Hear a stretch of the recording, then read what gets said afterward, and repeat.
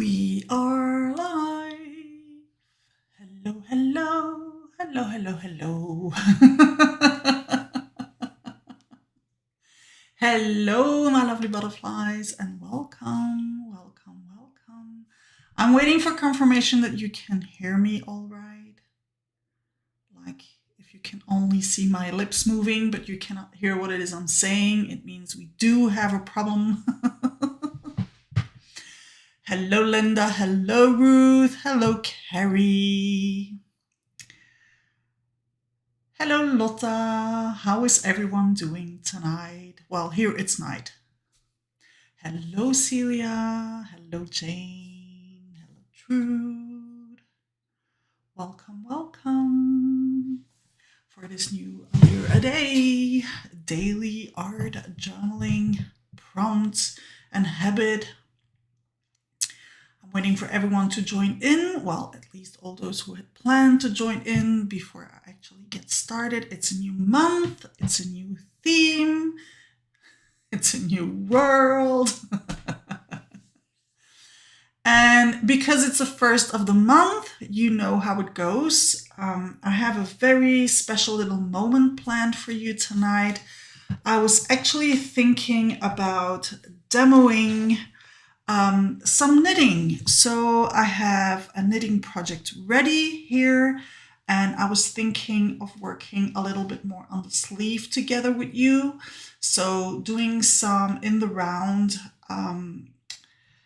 knitting together so that we can make some progress on this one and see how it goes. With this sweater, I can show you the front if you want to see the front, so that you know what it is we're going to work on. Here it is.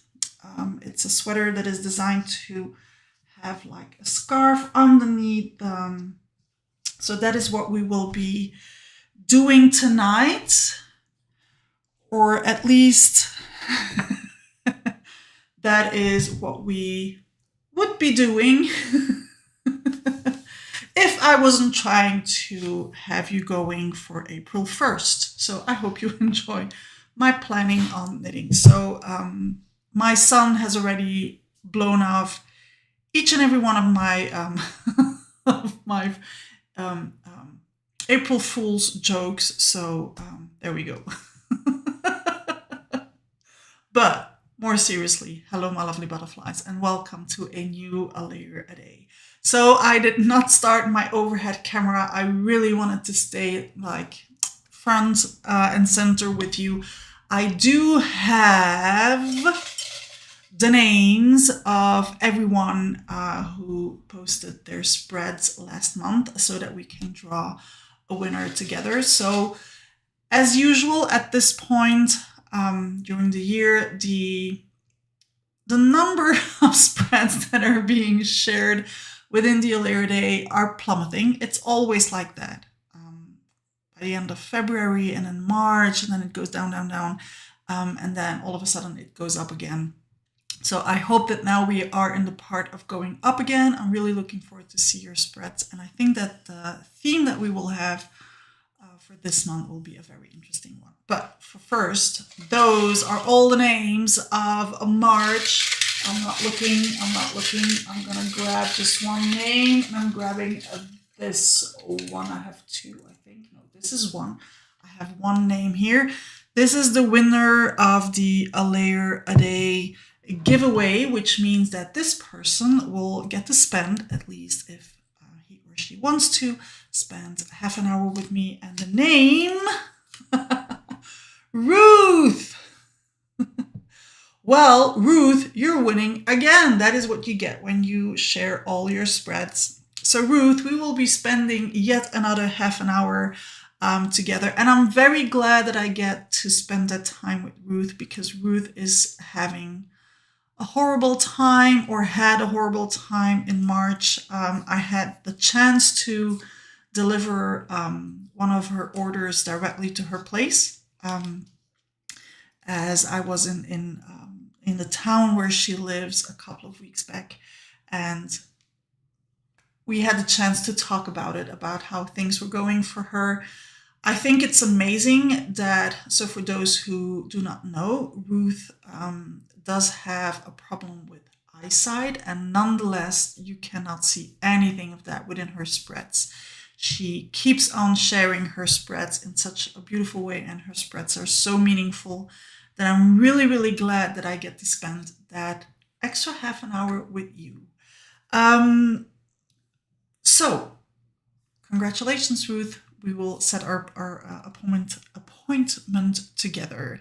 For now, drum rolls, because it is time to change up our theme for this month. And the balance one was a very interesting one.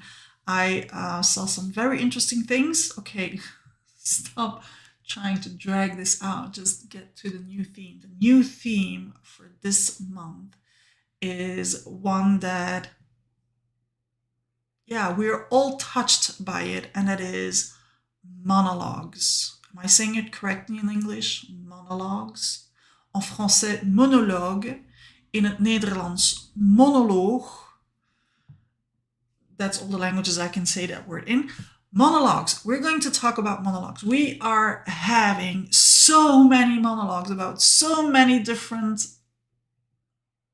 things in our head that it was very easy for me to find four that we could focus on in this month of April, especially with the summer that is starting to lurk from very far away. Yeah, we need to talk about those monologues. Now, we have a lot of those, and I haven't told you yet which one we're going to focus on this week, because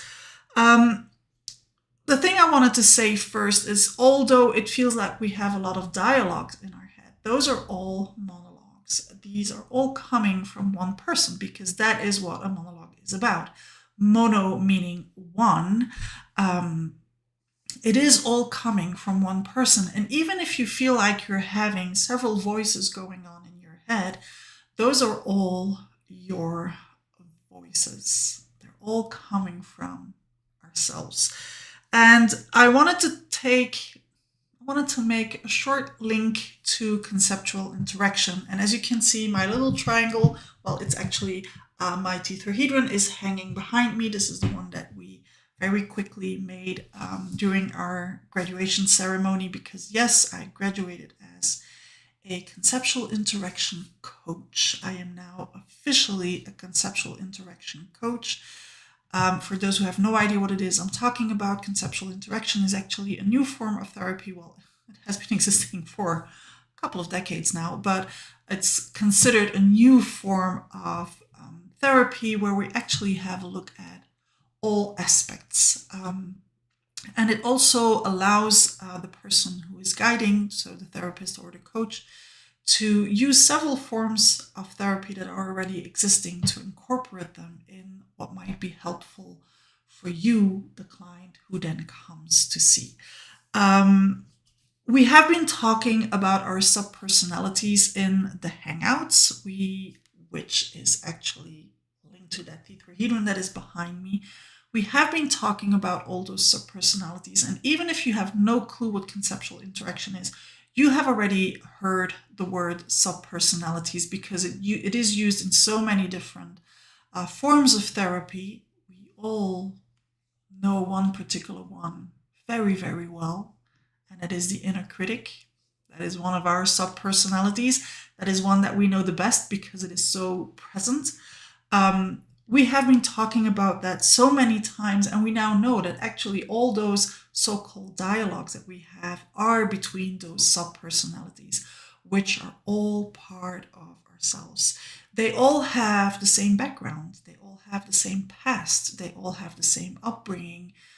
They all have the same script, which is a word that is coming from conceptual interaction, which is sort of right out of everything that has made us until we are today, which is giving us direction, dictating us direction as to what it is we want to do and how we want to do it. But of course, there's many more than just that one. Yeah, I can see that the inner critic is calling for some reaction in the chat, and thank you for all the congratulations. I really, really appreciate.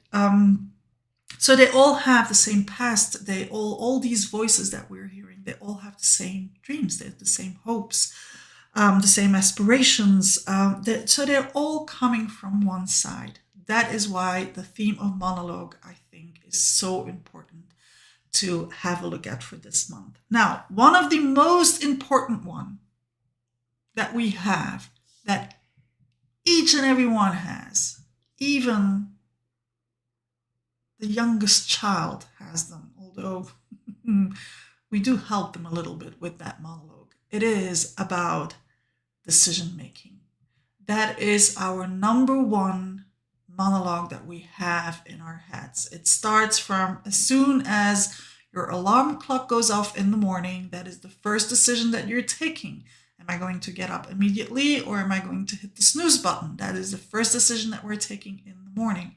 Then when we are getting up, am I going to make myself a cup of coffee or tea, or am I going to go straight to do this and that? So decision making is the most important monologue that we have in our head. And well, I thought that that would be a very great one to start with.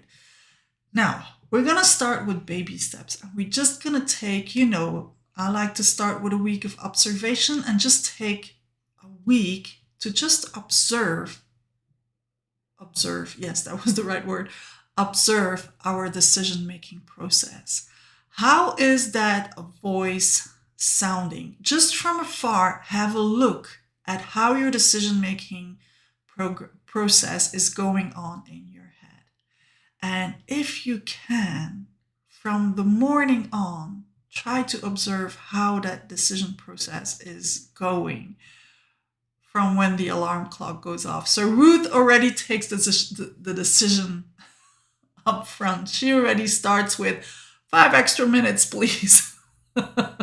So she's already deciding now that tomorrow morning, well, tomorrow it's Sunday, but when her next alarm clock goes off, that she has to go up, she's already deciding to take the extra 5 minutes. But how does that voice, that monologue sounds in your head when you are coming to decision making? And it goes actually further than that. I wanted to start with that one because the decision-making process is such a big one when it comes to therapeutic art channeling. It's actually the core, the essence of the difference between art channeling being a therapeutic process or not. It actually all starts with the decision-making, and that is why I wanted to start with that one, and that is why I wanted to start with that one today while we're talking here, while this is a big monologue, but while I'm trying to keep an eye on the chats. Hi, Ingrid, so that it can become a sort of conversation. But the decision-making process in our art channeling. This is something that we have discussed so many times during the Hangouts or during workshops that I have been teaching online and in person, because it is such a huge thing to have a look at how you go about that to make your art channeling into a therapeutic something or not. And of course, you can already hear me coming, because the big difference is going to be in whether you beat yourself up or not. How is that decision-making process going in your art channeling? Is it a struggle? Is it a fight? Or is it something that goes in a flow, fluid, one movement kind of thing? Now, for those who don't know it, for me, it all comes down to the roundabout of ideas. There we go. My members are probably going like, oh, is she going to talk about that one again? Yes, I'm going to talk about that one again, because we haven't talked about it in a while, and it's a very good reminder. The roundabout of ideas is the biggest hurdle in our decision-making process when it comes to art channeling. What is the roundabout of ideas? We all have, while we are art channeling, or even before we start, before we go to our art channel, before we take that very first decision, and we start with, what am I going to do? You already know already know what it is you want to do because we feel before we think. So, in that one go of thinking, what am I going to do? You already have that first idea that comes to your head. And I'm just going to take an example. Let's stamp.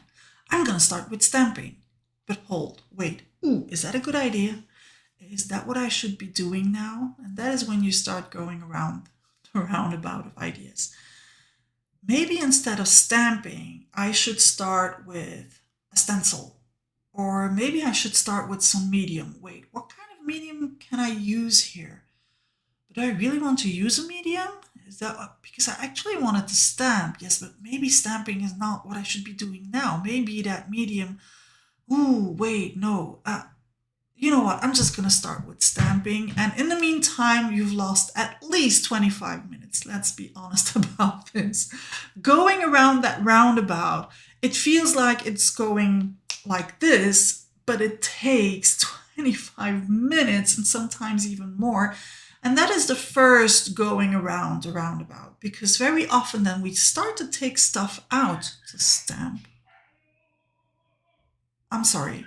I don't know if you can hear the screams from next door. I have two dogs that are probably having a roundabout of ideas about a toy that they all want to play together with. I'm sorry. Sometimes we don't stop ourselves with going around one time. Sometimes while taking out everything to stamp, we start thinking that, well, maybe I'm going to put the stamps on my table and I'm going to have a bit of a think because I don't want to rush into this. And then we start thinking some more. And then we go a second time around that roundabout of ideas. How do I know so well? Because I used to do that a lot. And there is no need for that. Decision-making, monologue. Those are all your different sub-personalities having different ideas about what should happen in your journal. But your gut feeling is already telling you. And because that first idea was to go with stamping, that is what you should be doing. So that is why I wanted to start with this theme when it came to monologues, decision making. And I was talking with a friend not so long, I'm sorry. I'm seeing the emojis appear in the chat. I was having a conversation with a friend who had to take a decision. And I told him, well, he was like, hey, you're a coach me. And I was like, okay, I'm going to give you a piece of advice as a coach. Flip a coin. Literally, flip a coin. Because when that coin goes up deep in your gut, you already know that is what I want to be doing. That is what I hope this coin is going to tell me.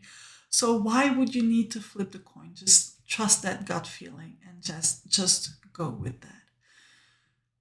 On the other hand, and I can already hear a couple of you saying, I never know what it is I want to do. That is some sort of disconnection between what your gut feeling is telling you and what your head is ready to accept to hear.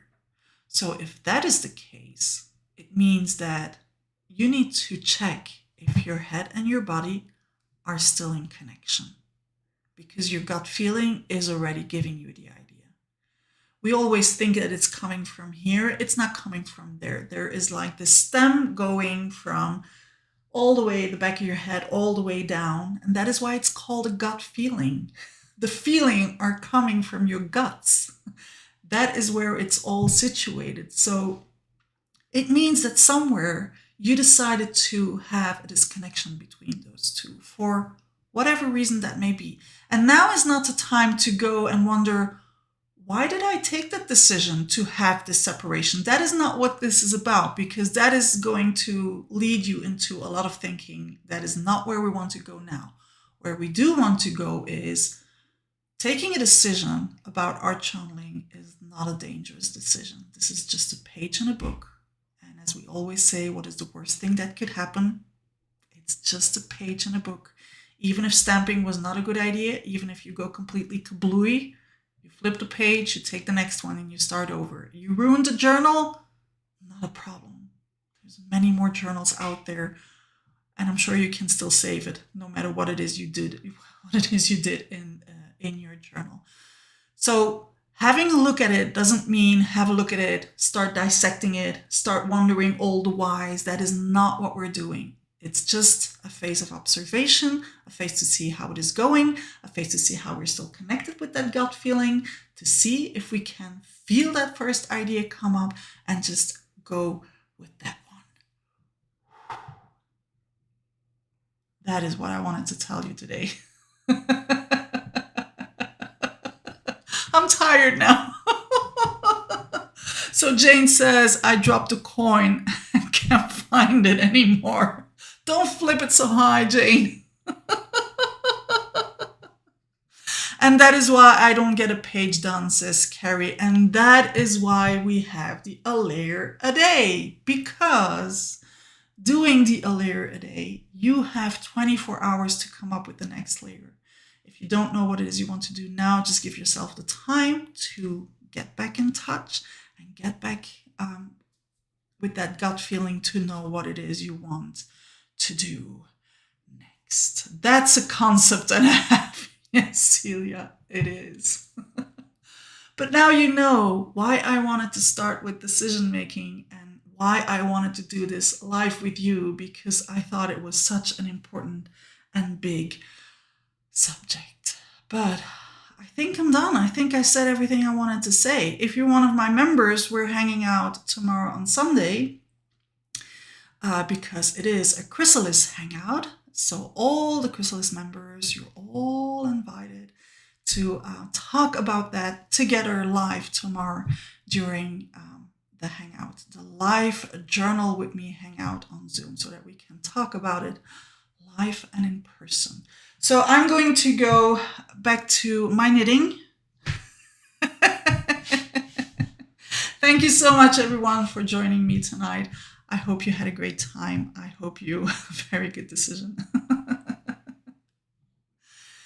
If you have any more questions, you know where to find me. Drop them on the forum and we'll talk about it. Don't forget to post your spreads on the forum. I'm looking forward to it.